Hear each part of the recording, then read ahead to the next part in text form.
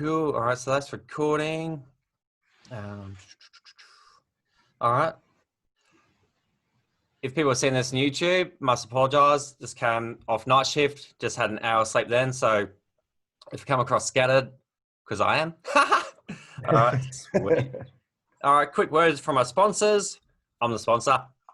So you got Australian Firefighters Children's Book, Australian Surf Lifesavers Book, Australian Defence Force Book, Australian Paramedics Book, Mining Machines Colouring In Book, Australian Mining Machines Book, Australian Police Vehicles Book, all available at Children's Books.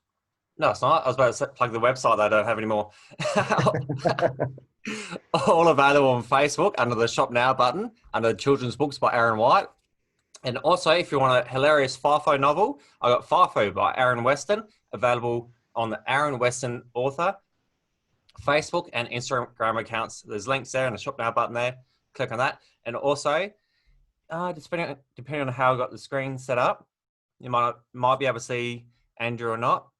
But we're going to plug the FIFO Life App as well, all available. He can tell you where to get it from. Yeah, we might get started and let him plug his own stuff. All right. Yeah, well, FIFO Life App is available in the Play Store and the Apple App Store. And all my merchandise is available on my website, FIFOLifeMobileApp.com. And also in the app is links to a couple of your books as well in the children's section of the app. Awesome stuff. You gotta help other FIFO workers out. You gotta help mates out. Yeah. All right, do the little intro. Hi everyone, and welcome to the Aaron White Show. And I'm your host, Aaron. Today we have a fantastic guest, Hendrie. Andrew is a FIFO worker and the owner, I guess you could say, of FIFO Life App. Welcome to the show, Andrew. Thanks for having me. Are you the owner or developer? What would you? Yeah, tick all the boxes, man. Owner, creator, developer. I don't do the programming. That's way beyond my nerd levels. So I pay someone to do that. But yeah, the rest of it's my doing.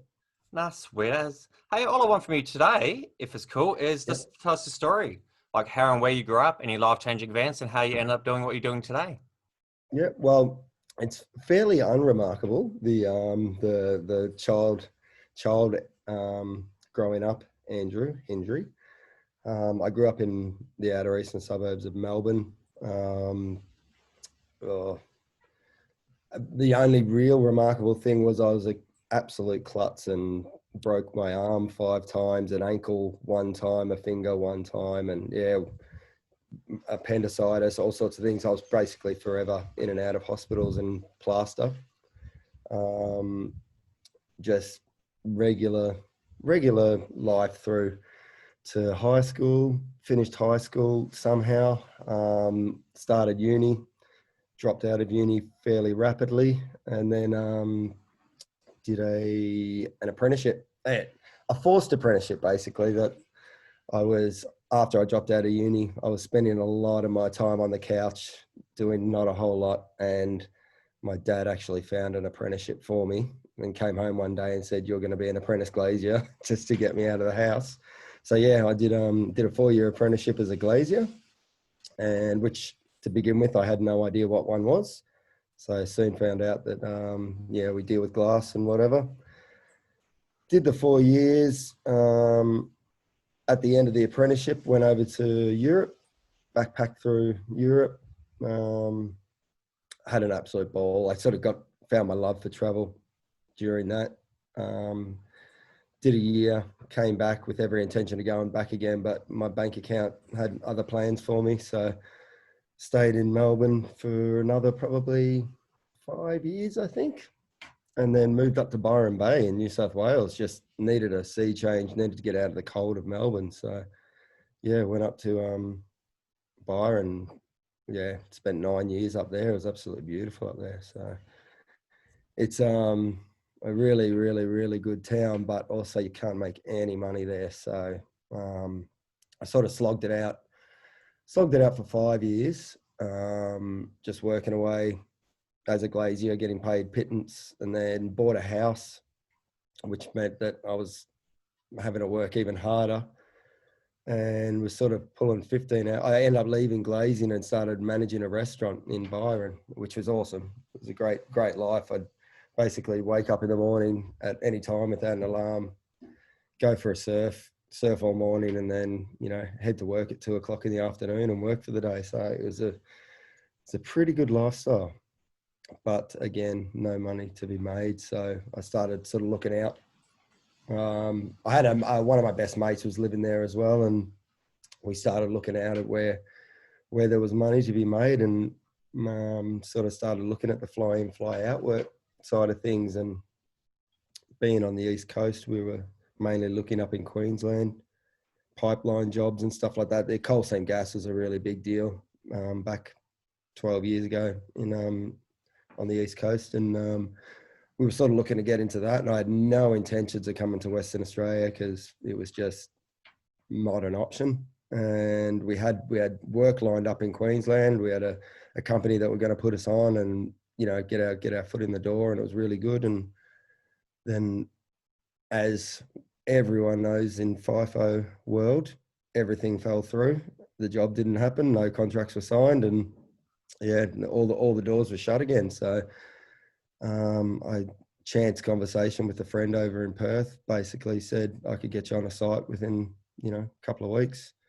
And then all of a sudden I'm never moving to WA turned into I'm moving to WA. So yeah, lobbed up 2012 and started my FIFO journey. Oh, sweet. So Keep going. Sorry. yeah, I started on a gas plant in Karratha. Did just, you know, labor and sort of stuff, but grabbed a couple of, this was civil construction, and got a couple of tickets while I was on that job. We were only on there for 6 weeks, just to finish off a project, but, you know, one thing rolls onto another. So the same company, you know, brought us back after that for another job. Ended up doing 3 jobs in Karratha, and then yeah, sort of got more tickets along the way, and found myself over in Queensland again on a job, BHP job over in Queensland, just building a tailings dam. That went for about 6 months, and then yeah, the old travel bug got me again. So I disappeared to Southeast Asia for a year, which was only supposed to be a month, but you know how it happens. I was backpacking around Thailand and Cambodia and decided coming home wasn't such a good option. So kept on for a year, and then when I got back, I landed a job at the Wheatstone project, another gas plant, and was there for 4 years. And it was there that, again, it was a chance conversation. So previous to this, I'd made an app for people traveling. Basically, if you can imagine Tinder, which I'm sure you've all heard about, the idea came from a conversation I was having at a hostel in Bali. Basically, we were talking about Tinder, and one of the girls was saying that she only uses it to meet people to go traveling with. And the little candle lit up in my head, and I thought, oh, maybe we got a bit of an opportunity here. So I basically created an app for travelers to find other people to travel with. And it was a really good app. It was a really popular app, but unfortunately I didn't choose my business associates so wisely. So we ended up, unfortunately, shutting that one down. But that, which led to basically a sort of, you know, I want to do something else. And I was in the crib hut one day, and one of the guys that I was working with, he was trying to look at his roster on a roster app that he had, and it wasn't working for him. It was an old app. It wasn't functioning too well, and he knew that I'd built an app before, and he said, "Why don't you make a roster app that actually bloody works?" You know. And I sort of laughed it off at the time, and then I sort of walked away, and yeah, it was little grenade that he'd planted in my head as I was walking away. It just sort of went boom. I said, "Yeah, well, sounds like there's a hole in the market for that as well." So instead of just making a roster app, I decided to make a purpose-built FIFO app, and started looking at all the sort of things that I would think a FIFO app would want. So we're talking straight up rosters, but social networking as well. Like, I know when I went to the job in Queensland, I didn't know a single person on that site, you know, and I thought it'd be nice to be able to rock up to a site, see people that you have similar interests with, and be able to connect with them, you know. So I put the social networking side of things into it. I know that families, it's not only the person working away that suffers the FIFO life, it's also the families back at home, the kids, the partners. So I decided to put in some sections in there to help them out. Just products, your products again, for your kids' books and stuff like that. You know, I think that was one of the first times we spoke. I reached out to you to see whether you were wanting to be a part of the app. Products that help people navigate the FIFO life. You know, it's certainly not an easy life. And then also the mental health side of things. You know, I wanted to get companies like Are You OK, Black Dog, Lifeline, Beyond Blue. I wanted them to be a part of it as well. So I approached them, and they've contributed as well. We've got direct links to all those organisations. You know, press one button, you're on the phone with them. So that's a really good resource within the app as well. And of course, a countdown timer to know when you're flying out or driving out in your case. So yeah, that's where we ended up. And yeah, we released it about 5 years ago. It hasn't been. If I was going to suggest a business model to make money, I wouldn't suggest building an app, but it's been something that I'm really proud of. My achievements with it, financially, no. Achievement wise, yeah, it's been a really good thing. So I'm pretty happy with it. Well, that was going to be one of my questions, because you obviously got the purchase price of the app. I was wondering how you actually make money with the app, but I think you just... Yeah. Well, it's not like, so when I made the previous app, which was called Travel Buds, we didn't have, it was a free app, free download, and it was going to rely on sort of a kind of way that we were going to be advertising within the app, more advertising accommodations and stuff like that, you know. But when I made FIFO Life, I wanted to basically have the instant money coming in. I was already working a 4-1 at Wheatstone, you know, pumping out hours there. I was doing long hours getting the app up and running, and I didn't want to have to then add on to that, chasing up advertising and stuff like that. So I thought, well, we're dealing with people who, they do make a decent wage, and probably wouldn't be, too upset to pay. It was $1.99 to begin with. To pay $1.99 for, something that they're going to have on their phone forever, or at least they're not going to have to pay for it again, I've recently changed the price to $2.99, but yeah, it still doesn't even touch the size, mate. Once you add in all the developer fees and the server fees and the everything, yeah, it's really just a hobby. So how much do you reckon it would cost? Like if I was to make an app today, like if you were to make FIFO today? I've got to, it just depends on the complication and whether you're going to get it made in Australia or offshore. I got mine made offshore because just couldn't even think about the prices that were going to be charged in Australia. But you're probably looking at around, in Australia, over 100 grand. God. Yeah, and that's across, you talk, because you got to basically do it across 2 platforms, Android and iOS, and also you got to pay for a back end developer as well. So it's not cheap, especially in Australia. It's just not cheap, I saved money because I did all my own graphic work and all the back end work, and not the back end programming, but all the design, the what's it called? Wireframe sort of thing, this button goes to there, this does that. If you got to pay for someone else to do that, then you're going to be paying more money. Offshore, you're probably looking at about, I don't know, 20 grand, maybe a bit more, depending on the complexity of it. Mine's really like, I've in putting all the functionality into it, I also put a lot of complexity into it. So it was every little function that I put in there cost money, you know. So it was yeah, it No, was what it was. yeah. Well, it's definitely Yeah, a but learning. Yeah. it's just something, like I said, you know, it was never really going to be something I was going to retire on. It was more something to achieve, you know, and I definitely have done that. And again, something that I'm proud of, but yeah, something that it's not really bothering the tax man every year.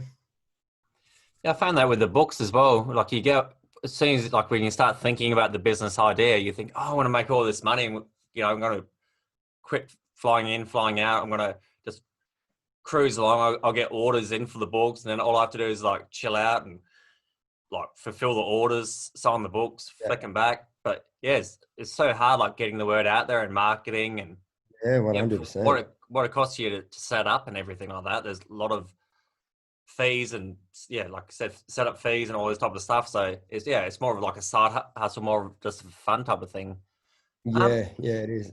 I wouldn't mind touching on you traveling. Yep. What have you learnt by traveling over other places? Lots of people just stay in Australia the whole life and they're quite Yeah, I can't like close-minded. so I think my tally's up to around 25 countries now, you know. I just when I went to did my backpacking around Europe, and you know, my first real, like I went to Bali when I was, you know, 20 years old and didn't really leave Kuta, you know, but when I went to Europe, my first stopover was Gallipoli for Anzac Day, and that was just an amazing experience. That's how my real travel experiences started off, and then I guess, you know, by the time I finished that year, it was just the overwhelming sense of freedom. I think more than anything, if you know what I mean, and seeing just how big the world is and how many amazing things there are out there beyond the outer eastern suburbs of Melbourne, you know. And then, yeah, from there, you know, I just got the itchiest feet and just, you know, so I did take that year off in 2015 as well. That was, I'd met a friend while I was working in Karratha, and he went over to Cambodia and opened a backpackers there. And I'd also, in the same job, met another guy who opened a restaurant slash accommodation in on an island in Thailand. And so this was just a bit of a thing, you know. I'll go visit one of the friends in Thailand for New Year's, and then go down to see my mate's hostel in Cambodia. And again, that whole sense of freedom and just living life outside of a mine site and outside of, you know, four walls and outside of you know, everyday life, that I just couldn't come home. You know, it was just too good, too much freedom, you know. Unfortunately, freedom doesn't pay that well, but I'd sort of done okay to be able to take that year off. In Southeast Asia, it's not an expensive place to stay. Working at my mate's backpackers was accommodation and food and beer paid for. So it was, yeah, it was a really good thing. And yeah, it's just since then, yeah, I met people, like a really good friend that I worked with at that hostel. So we've done Sri Lanka and Morocco together as well. My girlfriend and I last year, we went, you know, Greece and Spain, and it's just, I just, yeah, can't get enough of getting out there and getting amongst it, you know. Seeing more. I do love Australia, don't get me wrong, and I love to travel in Australia as well, but yeah, just getting out into other people's cultures, seeing how they live, seeing how different things are, you know, it's one of my passions. Do you have a not new respect for Australia, but what I found, like when I went over to Thailand years ago and stuff like that, where they had like the squat toilets and all this type of stuff, like these little things make you appreciate how good we got it Yeah. here in Australia. Did Oh, you? 100%. Yeah. It's, so I guess the most you sort of realize it is when I was in Cambodia was, how poor some places are. You know, it's really, really eye opening to see how poor things are, but then how happy some people can be, you know, with almost nothing and, you know, just rubbish everywhere and stuff like that. And I think you think to Australia and people just couldn't live like that, when we just wouldn't know how to live like that, So my appreciation for sure for Australia for how easy we've got it. I won't say easy, sorry, how good we've got it over here, but also a really big appreciation for these impoverished nations and how they just get on with it, if you know what I mean. Like they can look past all the material stuff and everything like that and just get on with life in what we would consider not really ideal conditions, But again, after these trips, after a year in Europe or after a year in Southeast Asia, Cambodia, Vietnam and stuff like that, when you get home, it's a really, really good feeling to get home too, warm showers and, double beds. Copy that. Do you find that we both work in the FIFO industry, mining industry. Yeah. Do you find that there's a lot of whingers, a lot of people that whinge over the littlest things? And now that you've seen all these people over in like Cambodia and all that type of stuff dealing with these little things, do you have this just like a harden up attitude? I don't know if that...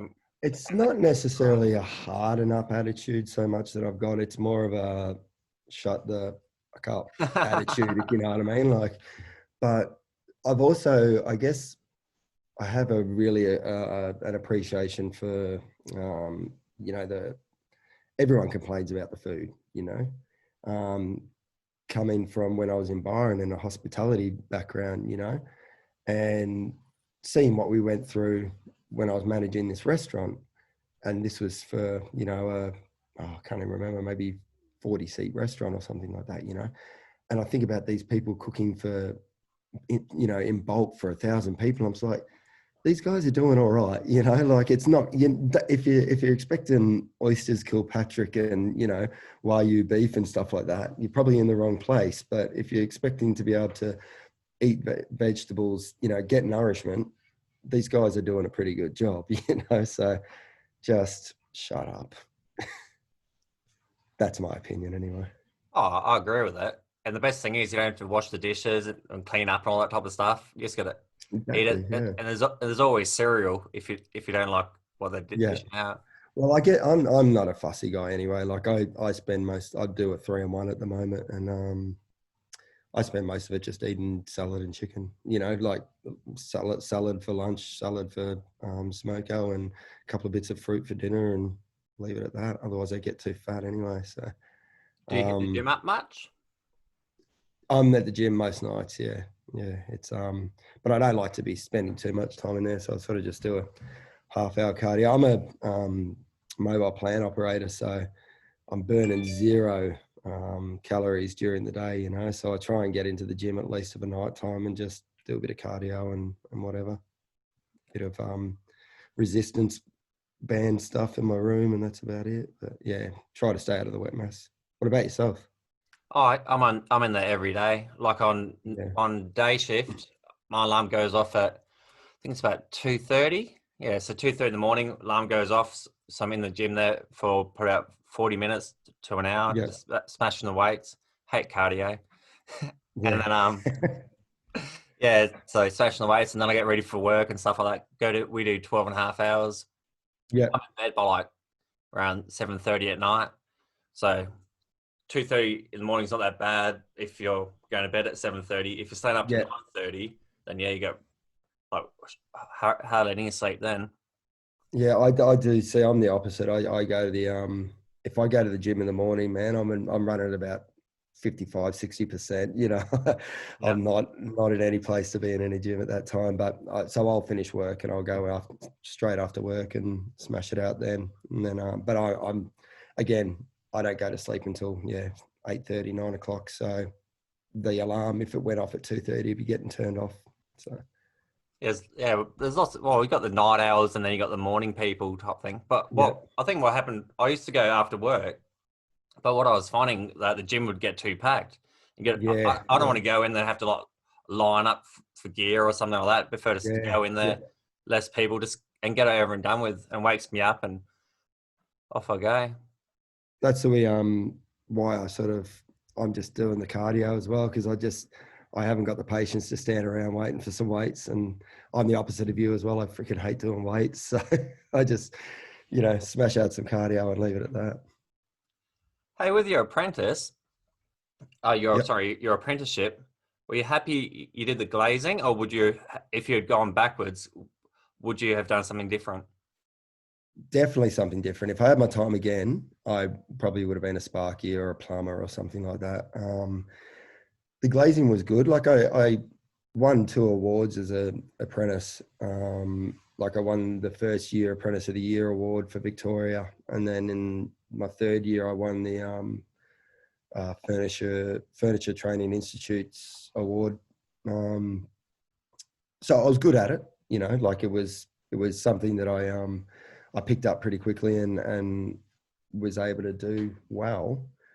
It's just doesn't pay well. It almost killed me one day, like I was when I'd moved up to Byron, I was working at a company in sort of near the Queensland border, and I was pulling out a big sheet of glass out of one of the racks with another guy, and you'd sort of pull it out of a rack onto the carpet blocks, and once it's on the carpet block, then the other guy would get on the other side and we'd lift it off.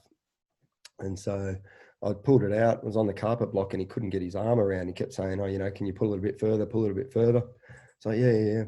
So I pulled it a little bit further.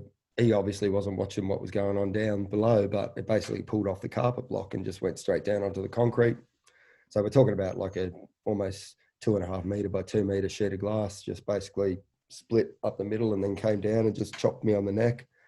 And everyone just sort of stopped what they're doing. I just dropped, and I walked away, and I was holding onto my neck, just going, oh, like it hit hard. And I'm just like, I'm pretty much a dead man here, and holding it, and everyone's just sort of standing around, not saying a word, just pie-eyed, I took my hand away and there wasn't any blood, and I'm just like, all right, but there's going to be blood now, and I'm sort of squeezing it again, like, I just took the pressure off, so now it's going to start really flowing, and holding it, and then I look back and there's no blood, and I'm just like, no blood. And it had literally just hit me and sort of just shaved down my neck, taken off some skin and some hair, a couple of little nicks in behind my ear, and that was it. And I'm just like, I'm not getting paid enough to do this every day, So it was just one of those. I learned a lot from it, and I learned a lot. Like there's a lot that I can do construction wise just from learning a trade, if you know what I mean. Like you sort of being in a trade, you learn how to throw a hammer, and you learn how to, do stuff with timber and this and that. So you get a general idea of the construction industry. So that I don't regret that. But yeah, as far as glazing goes, I wouldn't recommend it to anyone. It's just one of those things. It's not a very well paid industry. I reckon that's a pretty good thing to happen to you, even though it was scary at the time. But to have that near death experience, it normally gives you a new appreciation on life. Did you keep Yeah. glazing for a while after that, or? No, I didn't really. And that's what I was saying. Like it, I just went, I'm not getting paid enough to do this, and I think probably not long after that, my attitude at work started. Like we're talking about, it's only 10 years ago, sort of maybe 12 years ago, but I wasn't even getting $20 an hour to do my trade, and here I am getting bits of glass falling down on my neck and stuff like that. And I'm just like, why am I getting out of bed for, this every day to bust my ass and almost die? And so, yeah, it wasn't long after that I sort of got told to grab my tools and leave. And I was pretty happy with that. That was the last time I sort of considered doing glazing. I went back to the same company. As it turns out, he rang me up a couple of years later and said, "You want to just come up and just do some cutting work for me," sort of thing. They needed someone just to do some work. So we'd ended up mended our relationship, and I went and helped him out, sort of thing, which was helping me out as well, because I was trying to pay off a house too. But yeah, as far as going back to a full-time trade, never would have done it again. And yeah, it did give me an appreciation for finding, I guess, not busting your ass for nothing, if you know what I mean. Like we go out and we bust our asses I've got a pretty easy job, so it's hard to it's hard to say it with a straight face. But I think more the lifestyle is the hard part of what we do, if you know what I mean. Like the leaving your friends, the leaving the family, and you know, being away for the dog for 3 weeks, being away from your girlfriend for 3 weeks. Don't tell my girlfriend that I said the dog first.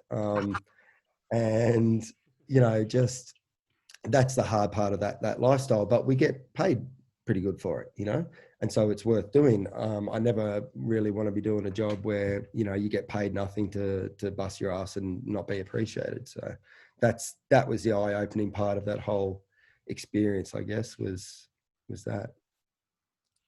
And I didn't die. That was good. Yeah, definitely a good thing. He didn't die, otherwise we Some would wouldn't have say. this conversation. Hey, how does your girlfriend handle you? I'm on a one-on-one roster, and what I found Yeah. when I was doing like the 2-on-1s and the bigger rosters, trying to get a girlfriend to start off with was Yeah. such hard work. Like you meet a girl, and then you're like, yeah, see in 2 weeks or 3 weeks or something like that. Yeah. They How did didn't you? want to know about it. Yeah. Yeah, how'd you? So what?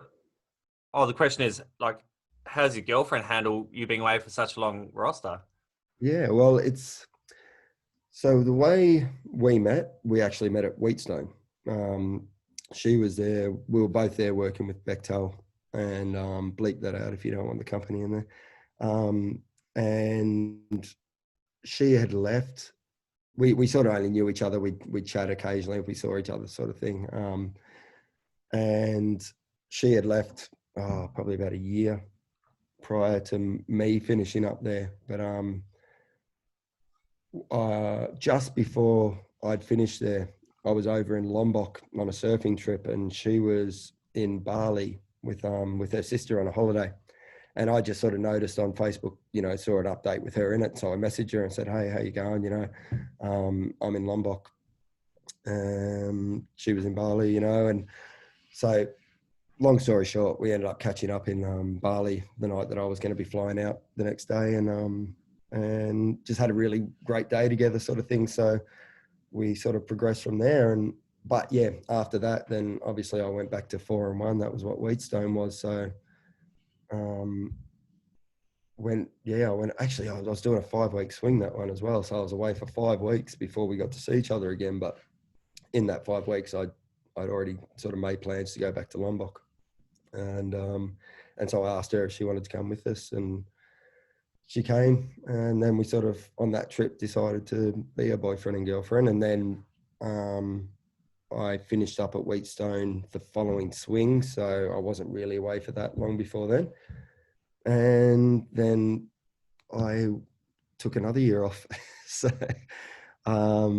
she didn't really have to deal with so much me being away. She had to deal with me being in her face every freaking day because I'd moved into her house and took a year off. So that was, I think that was more the challenge for her. But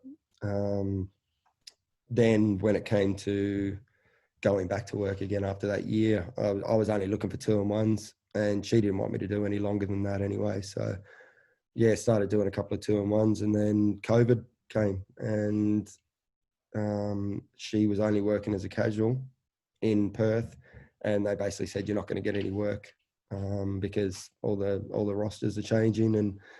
And the day after that, she got a call from another company. Basically, she'd worked obviously previously as a Peggy and stuff like that, and this company just rang her out of the blue and said, "Are you looking for a Peggy bus driver work? We need someone on a 20 and 8 up at Southlink." And so, you know, she was out of work and everything. It just basically fell in her lap, and so she took it. And then pretty much at the same time, I got an opportunity to get onto a 3-on-1. So yeah, we're both working FIFO now, both on essentially a 3-on-1, and we have our breaks at the same time. So it's not too bad. We manage it, you know. Yeah, that works out sweet as. Yeah, the 20 and 8, basically 3-on-1. Yeah. So she these days she gets in on the Tuesday night. I get in on the Wednesday afternoon, and then we both fly out the following Wednesday. So yeah, it works out pretty good. I think it will definitely help having being with somebody that's actually in the industry. Yeah. And she knows what you go through and all this type of stuff. Yeah. And she's a pretty legendary chick as well, so she understands it all. She supports it all. So she's got a business as well. You might as well. Is she still doing that? Do you want to give that a plug, or The women's clothing, Charlie? is she still doing it? Yeah. So she basically it's called Jarly the label, and go to jarly.com.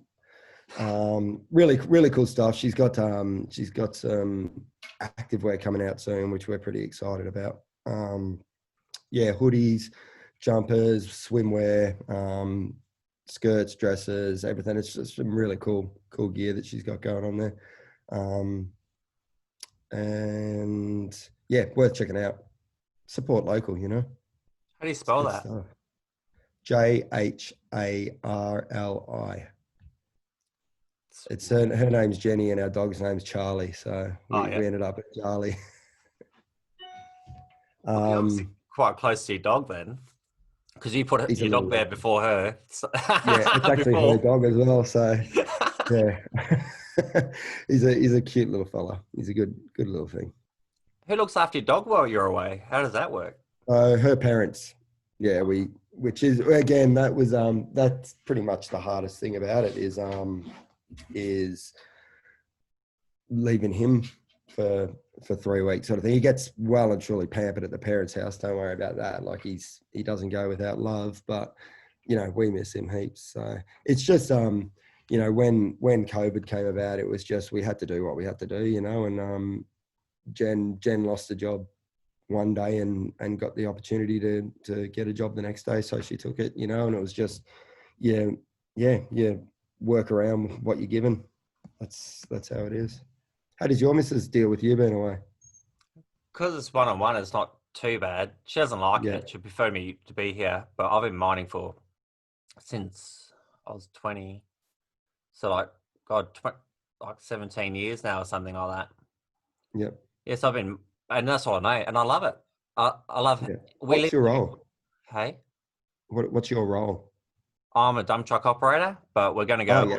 We're going autonomous very soon, so I have to go back, get on the gear. Like I did auxiliary before, so I've done the diggers, dozers. I haven't done graders really, but been on the rock breaker and done all that. I was production loader operator up at Dampier for a while. Yep. But I just like the dump trucks. They're cruisy as. You just put your podcast in. I'm the same with you, man. Yeah. You might as well just take a little bit of a pay cut and just sit your ass in the truck and just cruise around and enjoy your day, as opposed to jumping on a dozer, getting rattled around. But most of these, well, I won't say most of them, but the way things are going in the industry now, most of these trucks are going autonomous, and then we're not going to have that option. Well, I'm not going to have the option, so I have to go auxiliary now. Yeah. So I got to jump back on the gear. So it'd be interesting. I like where I work though. I won't say where I work. Yeah. Have you been at Boddington for a while, have you? I said I wasn't going to say where I work.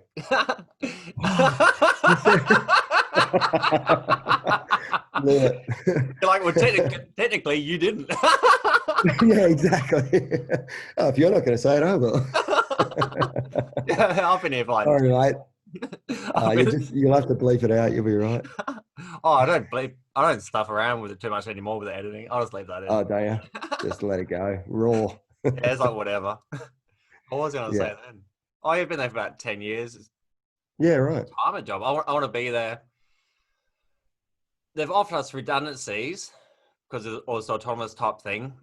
Yeah. So you have the option of redundancies or like going other bits, like other areas. So we've got older crews, so lots of the other 60-year-olds and stuff are putting their hands up for the redundancies. But I've also got another, 20, 30 years of working.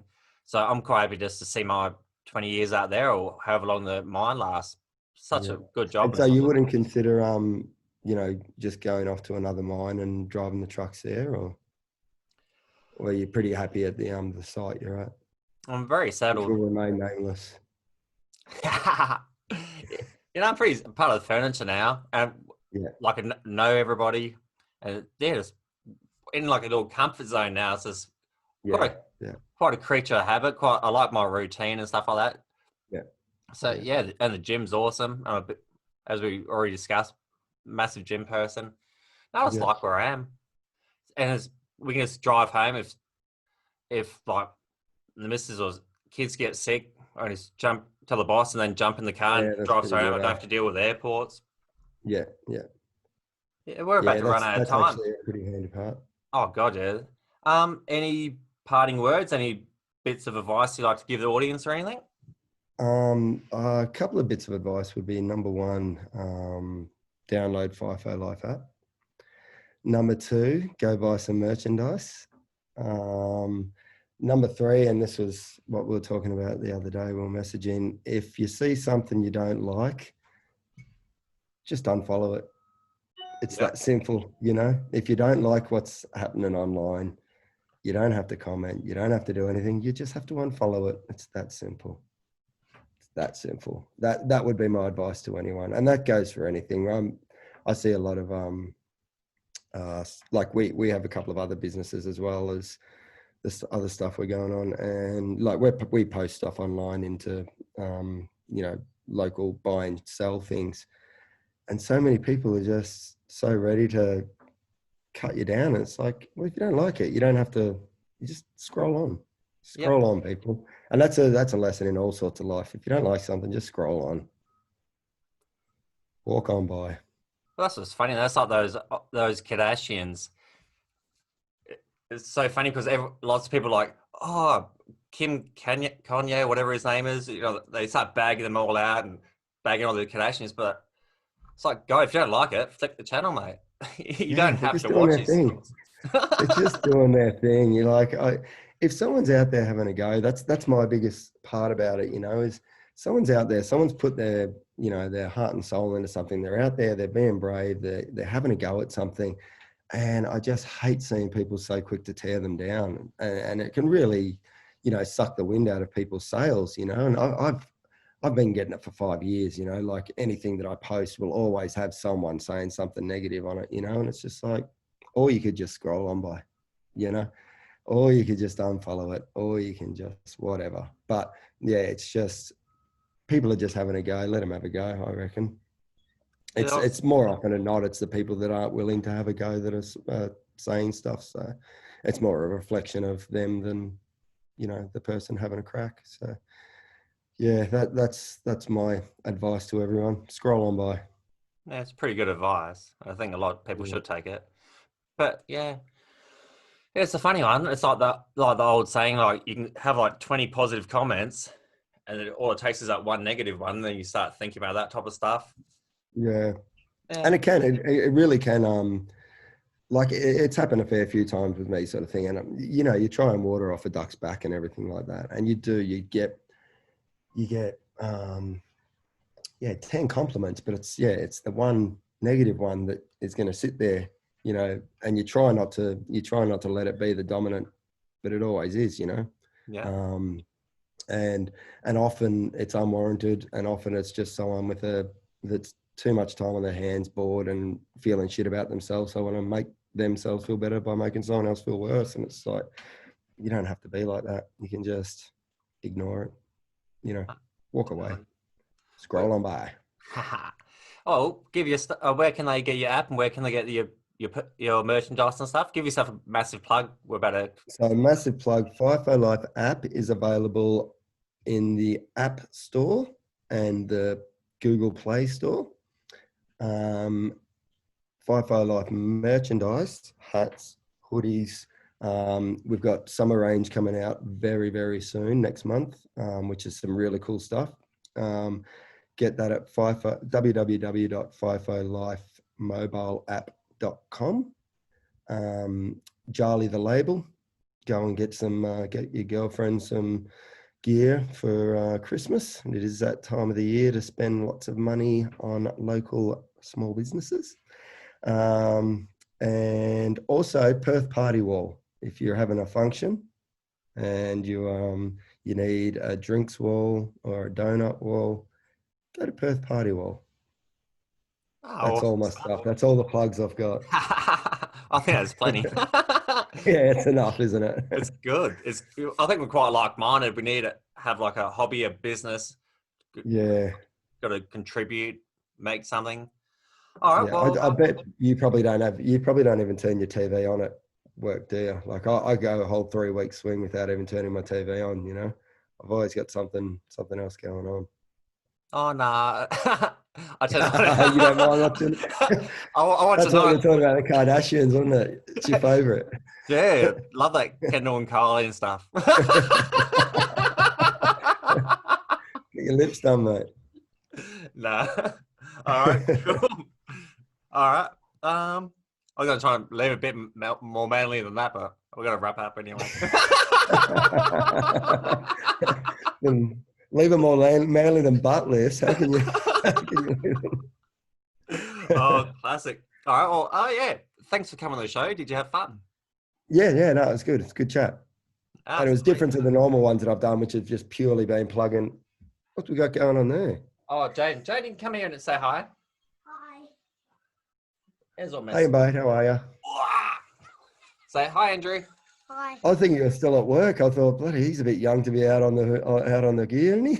Oh, no, he's 18. We got him a fake ID. Great. What's his secrets? Ooh, whatever. I'll hop out for a second while I finish up. Ooh. All right, better do the little outro. Yep. Well, that's a wrap. I'd like to thank Andrew again for coming on the show, and I'd like to thank you, the listener, for listening. Please tell a friend about the podcast. Have a fantastic day. All right, bye. All right, sweet.